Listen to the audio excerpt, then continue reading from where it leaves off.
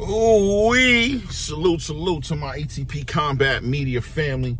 Shout out to all my subscribers. If this is the first time you're catching this content, I invite you to go ahead and hit that subscribe button. Hit that bell icon so you get all your alerts when that content drops. So, another video I'm making today. Shout out to Nonito. Rachel Donaire showed up to the live last night. We really had a great building session, really spoke. Got to hear Nonito express himself passionately about how he felt about mental health and how important it is for the attitude of gratitude. He really dropped some jewels on the panel, as well as everybody that was watching the show.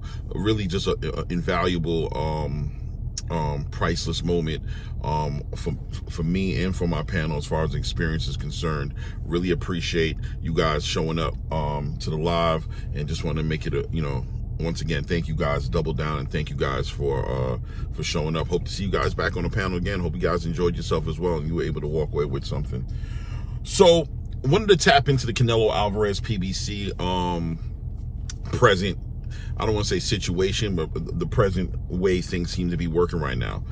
Well, there was questions and concerns, and I still think there might be a little bit of questions and concerns as to how the whole entire deal is being structured between PBC and Amazon, and in reference to at least all the other fighters that are on the roster, because we do understand that no matter what deal the PBC has arranged with Canelo Alvarez, that's an exclusive kind of deal with the Canelo Alvarez's of the world. You don't give them the cookie cutter template deal, you know what I mean? You make certain concessions and accommodations for them. They're big pay-per-view stars.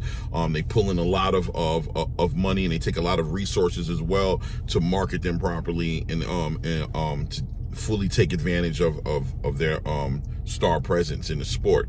But to say one thing though, that the PBC did show up and show, I got to shout out the PBC and the way they handled the negotiations with Canelo Alvarez, because although from the outside looking in, aesthetically, it seemed as if Canelo Alvarez was walking away from the PBC because of what the PBC couldn't do. But in reality, coming to find out, understand, it was about what the PBC wouldn't do. And got to shout them out, because a lot of other promotional companies may have, fell into that trap of paying Canelo Alvarez to fight somebody not competitive, to not fight, what the fans want.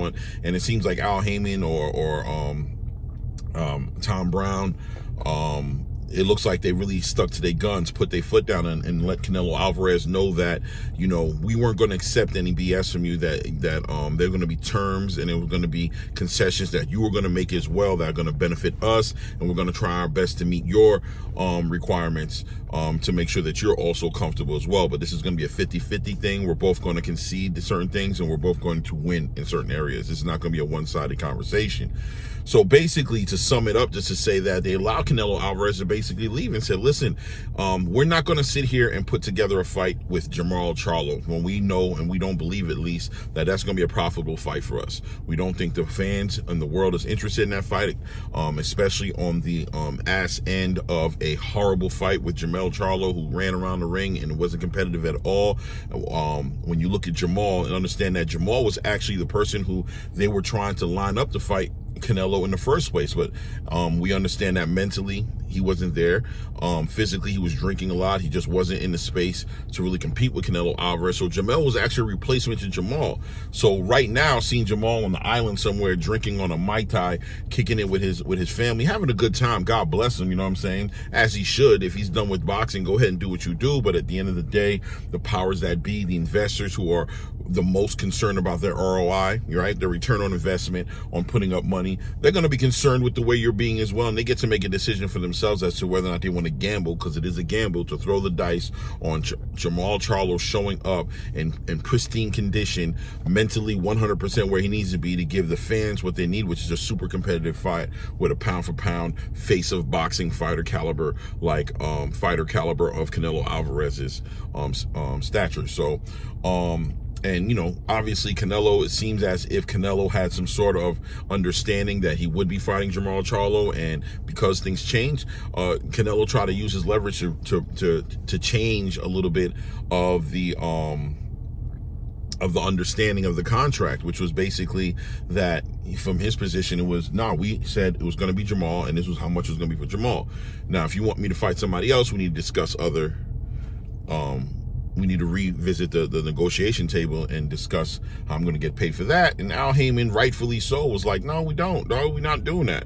So we're going to make this fair. We'll give you a fight with Jamie Mungia, give you $35 million for that, and then that's assuring us as well that, you know, at the next fight is going to be possibly David Benavidez. From what I'm hearing, I don't know. You know, we don't know. We're not in these boardrooms when they're making these decisions, but this is what the streets are saying, that David Benavidez seems to be part of this agreement, which I said in my last video I made about this topic that I thought that was something very necessary. How are you going to make a deal with Canelo Alvarez, have David Benavidez underneath your banner and not include him in the negotiations, knowing that the world wants to see this fight so bad, the opportunity to make money is so clearly there? Why wouldn't you protect yourself? Worst case scenario, no matter how the other fights go on this 3-fight deal, we understand that David Benavidez can help us recoup anything we may have lost, or maybe add to the profit that we've already made. The world wants to see this. This is possibly the biggest fight that could be made. So Al Haymon or Tom Brown, or, you know, the PBC as a collective, I don't know if there's multiple people, you know what I'm saying, making the wheels move around in the PBC. So whatever powers that be came together and basically allowed Canelo Alvarez to walk away. You know, they bet on themselves. They did the right thing. Canelo went over to wherever it was. Some people are, you know, rumoring that it was DAZN that he was checking to see what he could do with, and maybe even an Oscar De La Hoya at Golden Boy. Who knows? But ultimately, Canelo had to come back with his hands in his pockets because those other promotional companies were not willing to pay him that much money to fight who they had, which was, you know, like Edgar Berlanga. Like, no, we're not paying you that much to fight him. And I'm not sure about how realistic the Jamie Mungia fight was going to be under Golden Boy, and between Golden Boy and Eddie Hearn, being that just, you know, Oscar De La Hoya put out a statement saying that he would never pay Canelo Alvarez $35 million. He made it clear that he's not playing those games. So Canelo Alvarez had to come back with his hands in his pocket, and Al Haymon and Tom Brown, whoever the powers that be at PBC, had an opportunity to look at him like, I told you, brother. You know what I mean? You ain't gonna get it over there the way we're gonna give it to you over here, but you just gonna have to fight. You know, Adrian Broner one time said you gotta fight Godzilla and King Kong to get those big deals, but they're gonna pay you right, but you gotta fight Godzilla and King Kong. And Al Haymon and Tom Brown stuck to their guns and said, listen, we got a Godzilla over here and we got a potential King Kong, and that's what we want, especially on, like I said, on the ass end of a horrible showing with Jermall Charlo. That was free money for Canelo Alvarez that night. He didn't have to really work too hard that night, but they made it their business to make sure that he was going to work hard these next 2 fights. So as a boxing fan, how can you not celebrate that? How could that not be, you know, something that you hold the PBC at high regards for? We get to see great fights. I think the Jamie Mungia fight on Cinco de Mayo has an opportunity to be a real great fight for boxing fans all around the world. And then, you know, I'm almost assured, well over 90% sure, that I'm going to be very happy watching Canelo Alvarez fight David Benavidez in September. So congratulations to the BBC. That's boss moves right there. You can't do nothing but salute and respect that type of business know-how, right? To understand what you have, to not let nobody trick you out of your bag, and to get the best fights, the best fighting the best. And Al Haymon seems to have invested in that idea and understand that, you know, where there's the most money at? The money is in the best fighting the best. And it seems like Al Haymon's interested in getting money, and maybe even interested in making the best fight the best, right? So shout out to Al Haymon, shout out to Tom Brown, shout out to the PBC as a company, shout out to Canelo Alvarez for conceding, you know, having his concessions to now be in the ring with a Jamie Mungia and maybe fighting David Benavidez in September. It takes 2 to make a thing go right, and everybody seems to be on the same page at this point. Canelo Alvarez put out a video on Instagram, I believe it was yesterday, just basically confirming at a minimum that him and Mungia would be meeting on May 4th for the Cinco de Mayo weekend. That's all we wanted to hear. As a fan of boxing, salute to the PBC and Canelo Alvarez. We'll be looking to see how that turns out. Guys, let me know what you think, though. I'm sure there's a lot of PBC fans out there who are very happy to see the PBC show some face this year, being that, you know, their first event was going to be March 30th, and it was, you know, not too many people were that excited about the event. So this move right here also, I believe, reinstilled a lot of energy and confidence back into the fan base of the PBC, and back into a lot of boxers. Gave us a lot of confidence in boxing, right? Because people have been losing confidence in boxing because boxing hasn't really been giving us the fights we want. So when you hear about a deal like this coming together, it's got to put some dimples in your cheek, right? But let me know what you guys think. Comment, like, hate, subscribe, hit your bell icon so you can get your alerts when I drop this content. Tell me what you think, man. Is the PBC back? Are we still waiting to see more?